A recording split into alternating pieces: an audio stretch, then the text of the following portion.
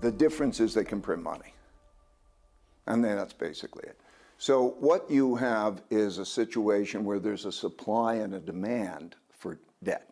As we have a new supply, that will equal in the United States now, by the way, this is a problem elsewhere too, but it's about 7.5% of GDP. So the supply of debt is going to be large. That's new debt. If I calculate also who are the buyers of that debt, and that there's not going to be enough demand for that debt. It doesn't look like there'll be enough demand.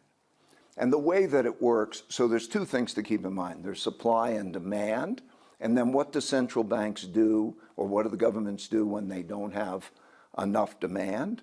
Central banks come in and make up that demand. They essentially print money, and then they buy that. And then that has a consequence. And so just like in 2020, 21, we went through, they needed to give money away, and the government needed to borrow, and the central bank produced the money and bought that. That devalues money, raises inflation, and so on. Thus far, the United States has been able to support ever-growing debt and deficits because of that ability to print money.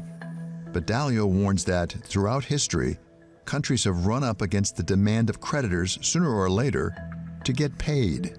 It is when the owners of that debt, we have, over $36 trillion essentially of government debt, when they start to also fear that it may be monetized, like the Japanese.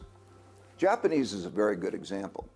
Japanese, if you have terrible investment to own bonds, they didn't go down in value, but you got an interest rate that was 3% below another interest rate, U.S. interest rate by example, and the currency depreciated by 3.5%. They were losing 6.5% a year for many, many years.